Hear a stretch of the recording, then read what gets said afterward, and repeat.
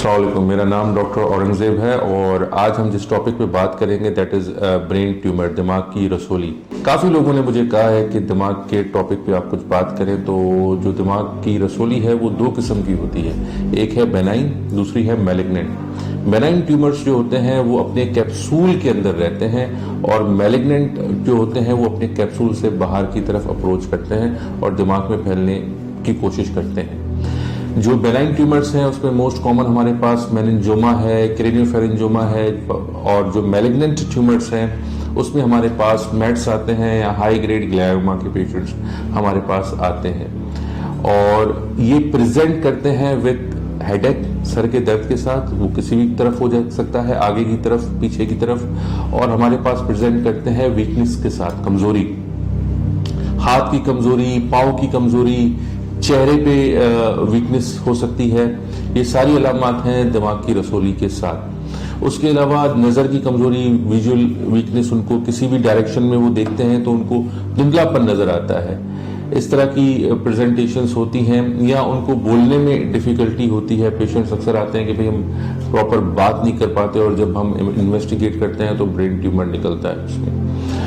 अब हम आते हैं इसकी इन्वेस्टिगेशंस की तरफ। मोस्ट कॉमन इन्वेस्टिगेशन जो सबसे पहले पेशेंट हमारे अप्रोच करता है वो हम करवाते हैं सीटी स्कैन टू असेस कि आया दिमाग का कोई मसला है भी, कोई इस तरह की रसोली है।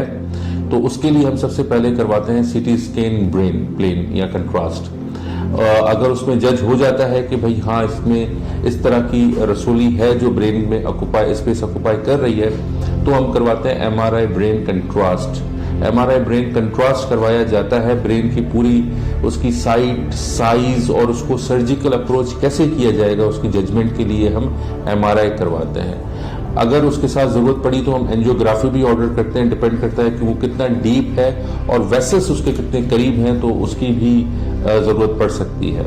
इसके अलावा जो मोस्ट कॉमन चीजें की जाती हैं वो है एमआर स्पेक्ट्रोस्कोपी।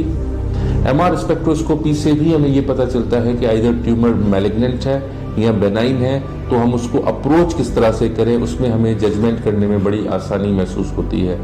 और उसके अलावा अगर मेट्स वगैरह हैं तो हम उसके लिए पेट स्कैन करवाते हैं, पेट सीटी किया जाता है ताकि वो बॉडी के किस किस हिस्से में मौजूद है। बिकॉज इस तरह की अप्रोच जो है फिर सर्जन को सर्जिकल अप्रोच करने में और उसके बाद की मैनेजमेंट में काफ़ी मदद करती है, और वो पेशेंट के लिए भी काफ़ी बेनिफिशियल होता है कि भाई चलो अगर एक सर्जिकल अप्रोच हो रही है तो उसके बाद उसको रेडिएशन कितना टाइम लगेगी, क्या क्या उसको बाद में ज़रूरत पड़ सकती है उसकी अप्रोच के लिए। अब हम आते हैं इसकी सर्जिकल अप्रोच पे। जो अमूमन रसोलियाँ होती हैं जो ब्रेन में स्पेस ऑक्युपाई करती हैं उसमें हम मैक्सिमम सेफ डिबल्किंग करते हैं। इसका मतलब ये है कि मैक्सिमम ट्यूमर को निकाला जाए बिना किसी नुकसान के, बिना फर्दर डैमेज के। क्योंकि पेशेंट हमारे पास आता है उस वक्त या तो उसको कोई वीकनेस होती है या उसको फिट्स होते हैं या कोई ना कोई अलामात के साथ आता है, तो हमारी कोशिश होती है कि उसको फर्दर डिटोरिएट ना किया जाए पेशेंट को, और इन्हीं अलामात के अंदर अंदर उसकी सर्जिकल अप्रोच की जाए। सर्जरी के बाद अक्सर पेशेंट को जरूरत पड़ती है रेडिएशन की। पोस्ट रेडिएशन पेशेंट को दी जाती है। उसमें भी अब माशाल्लाह पाकिस्तान काफ़ी एडवांस है, स्पेशली कराची में हमारे पास गामा नाइफ सर्जरी मौजूद है। उसके अलावा अगर आप देखें तो साइबर नाइफ भी है। तो इस तरह से हम पोस्ट सर्जिकली पेशेंट को उस पर ट्रीट कर सकते हैं। अब सर्जरी के बाद जब सर्जरी हो जाती है डेफिनेटली पेशेंट को कुछ ना कुछ डेफिसिट होता है। डेफिसिट या तो सर्जरी से पहले मौजूद होता है या due to the surgery certain complications आती हैं, because it is a brain और हमें उसको भी डील करना होता है। तो सर्जरी के बाद अगर कोई थोड़ा बहुत ट्यूमर का हिस्सा ऐसा रह गया है जिसको सर्जन अप्रोच नहीं कर सका उसकी कॉम्प्लेक्सिटी की वजह से, तो उसमें फिर हम शुआएं लगवाते हैं। वी गो फॉर रेडिएशन, जो मैं बता चुका हूं कि 2 किस्म की हैं, पाकिस्तान में काफ़ी एडवांस रेडिएशंस हैं। उसके अलावा हम पेशेंट की रिहेबिलिटेशन करते हैं, उसकी जॉब के हवाले से, उसके करियर के हवाले से, और आइंदा उसको लाइफ स्टाइल कैसे गुजारना है उस पर उसकी हेल्प की जाती है।